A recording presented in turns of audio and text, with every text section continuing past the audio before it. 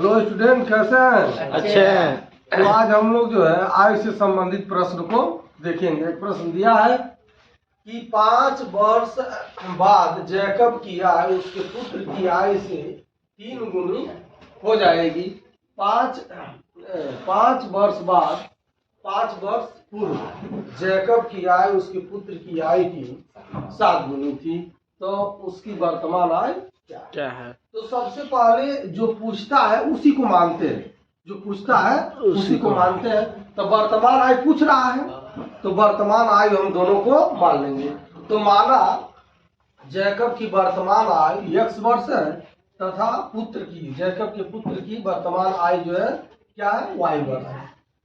तो अब 5 वर्ष बाद हम लोगों को निकालना है उम्र।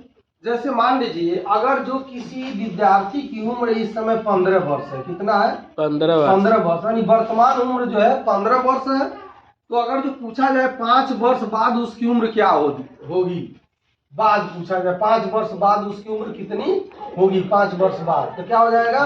15 या धन 5, कितना हो जाएगा? 20। इसी तरह से अगर जो पूर्व पूछा जाए 5 वर्ष पूर्व उसकी उम्र क्या होगी, ये हो जाएगा 15 ऋण 5 बराबर 10 वर्ष। इसी प्रकार अगर जो इस विद्यार्थी की उम्र जो है x वर्ष है, कितना है? x वर्ष है, तो 5 साल बाद कितना हो जाएगा? x प्लस 5 वर्ष हो जाएगा। अगर जो पूछा जाए 5 वर्ष पूर्व इसकी उम्र कितनी होगी, तो x ऋण 5 वर्ष हो जाएगा। इसी प्रकार हम लोग मानते हैं कि 5 वर्ष बाद जैकब की आय कितनी होगी। तो अगर जो वर्तमान उम्र हम लोगों ने x वर्ष माना है, तो 5 साल बाद क्या हो जाएगा? x प्लस 5 हो जाएगा। इसी प्रकार जैकब की पुत्र की आय हम लोगों ने वर्तमान आय y वर्ष माना है, कितना माना है? y वर्ष। तो 5 वर्ष बाद जो उसकी आय निकालनी है, तो क्या हो जाएगा? इसमें जो है 5 वर्ष जुड़ जाएगा, y प्लस 5 वर्ष हो जाएगा। अब इसमें कह रहा है 5 वर्ष बाद जैकब की आय उसके पुत्र की आय की 3 गुनी होगी। कितनी होगी? 3 गुनी। यानी जैकब की आय जितनी है 5 वर्ष बाद उसके पुत्र की आय की कितनी हो जाएगी? 3 गुनी हो जाएगी। तो अभी अभी हम लोगों ने माना है जैकब की ये जो है 5 वर्ष बाद उम्र कितनी है? x प्लस 5 है। कितनी है? x प्लस 5 है। और पुत्र की आय कितनी है? y प्लस 5 है। अब बताइए इसमें कह रहा है तो किसकी पुत्र की आय ज्यादा होगी कि पिता की आय ज्यादा होगी? पिता की आय ज्यादा होगी।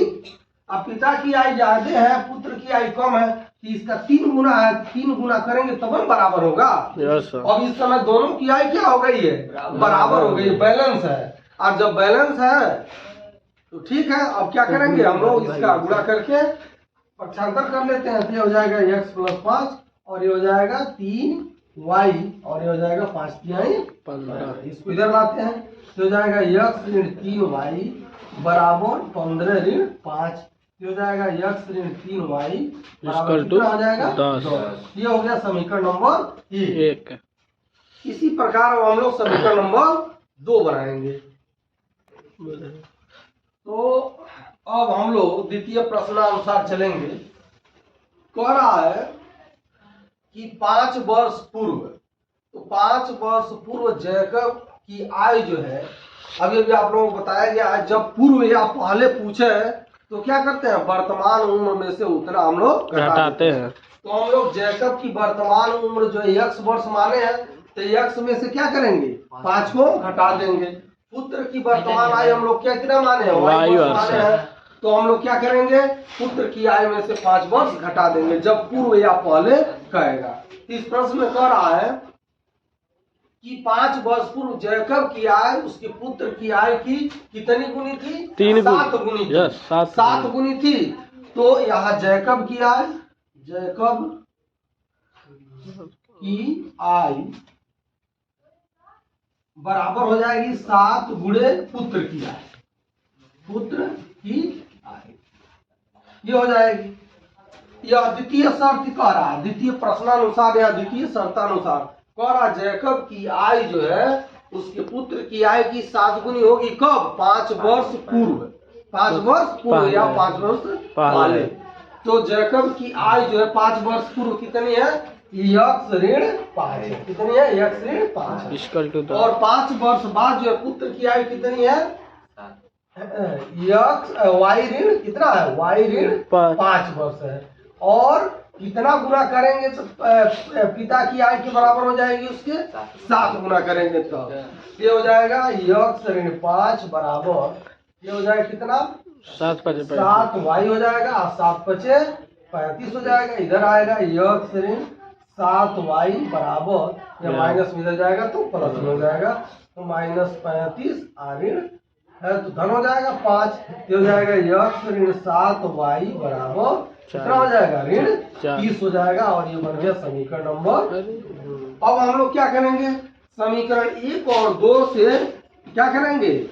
विलोपन विधि, प्रतिस्थापन विधि या बीजगणन विधि, किसी भी विधि का प्रयोग करके x और y का मान हम लोग निकाल सकते हैं। तो अब देखिए यहाँ पर x दोनों बराबर है। हाँ?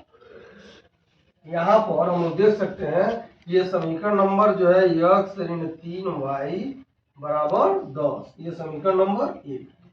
तो अब क्या करेंगे? दोनों में x बराबर है, ठीक, तो हम क्या करते हैं? घटाने पर कर देते हैं। क्या करते हैं? घटाने जब घटाएंगे तो ये माइनस हो जाएगा, ये माइनस है तो प्लस हो जाएगा, ये प्लस है तो माइनस हो जाएगा। ये कैंसिल आउट हो गया। अब 7 में से 3 निकल जाएगा तो कितना बचेगा? ऋण 4y। कितना बचेगा? ऋण 4y। 7y में से 3y निकाल दिए तो ऋण 4। और 30 में से हम लोग क्या किए? देखिए 30 में अब क्या करेंगे हम लोग? ये अभी ऋण है, ये भी ऋण है तो जुट जाएगा। 30 10 40 ऋण 40 हो जाएगा। ठीक, ऋण 40 होगा। तो अब दोनों तरफ ऋण है तो क्या हो जाएगा? ऋण हट जाएगा, हटा दिया जाए। ये हो जाएगा y बराबर हो गया 40/4। तो y बराबर हो गया 4 का 4 कब बार में 10 बार में कट जाएगा तो y बराबर 10 वर्ष हो गया। y बराबर 10 वर्ष। अब इस y का मान हम लोग समीकरण 1 में 2 में किसी में रख करके जो x का मान निकाल सकते हैं। समीकरण 1 से निकालते हैं। समीकरण 1 से y बराबर 10 रख दिया जाए तो यह हो जाएगा x ऋण 3 गुणे y का मान 10 हो जाएगा। अब बराबर कितना है? 10। तो 10 तिहाई 30 हो गया। अब 30 इधर ऋण में उधर जाएगा तो क्या हो जाएगा? प्लस में हो जाएगा। तो x बराबर हो गया 30 आधन 10। तो x बराबर कितना हो गया? 40 वर्ष। तो जैकब की वर्तमान उम्र कितनी हो गई? 40 वर्ष हो गई। कितनी हो गई? 40 वर्ष। और पुत्र की वर्तमान उम्र कितनी हो गई? 10 वर्ष।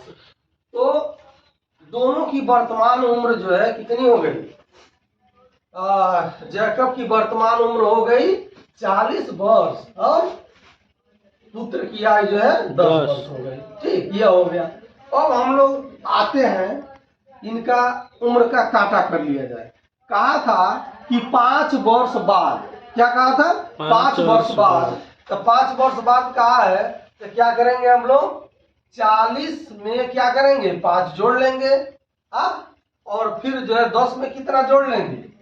10 में हम लोग 5 जोड़ लेंगे। अब देखेंगे कि यह 5 वर्ष बाद जैकब की आयु पुत्र की आयु की 3 गुनी थी। तो क्या इसका 3 गुना करने पर यह दोनों बराबर हो रहे हैं? देखिए तो 15 या 45 और 40 5 45 बराबर हो रहा है कि नहीं हो रहा है? हो रहा है। इस प्रकार हम लोगों ने जो प्रश्न सॉल्व किया है वह सही है। हम लोग इसको भी काटा कर सकते हैं द्वितीय शर्त से भी। अगर जो हम लोग अभी इसमें से 5 वर्ष घटावे तो कितना हो जाएगा? 35 हो जाएगा। होगा कि नहीं होगा? अगर जो अभी हम लोग 10 वर्ष में से 5 साल घटावे तो कितना हो जाएगा? 10 × 5 गुणे 7। तो देखिए 10 में से हम लोग 5 घटाएंगे तो 5 हो गया और 7 का गुणा करेंगे तो 35 हो गया। तो यहाँ पर दोनों की उम्र क्या हो रही है? बराबर आ रही है। इसलिए हम लोगों ने जो प्रश्न सॉल्व किया है वह सही है। इसलिए भी हम लोग अंदाजा लगाते हैं जो भी प्रश्न हम लोग सॉल्व कर रहे हैं परीक्षा में गलत है कि सही, ये भी जान जाएंगे। सही है तो प्रश्न सभी शर्तों को सेटिस्फाई करेगा और सही नहीं है सेटिस्फाई नहीं कर पाएगा। तो अगर जो सेटिस्फाई कर गया तो सही है, नंबर जो है मिलना ही मिलना है।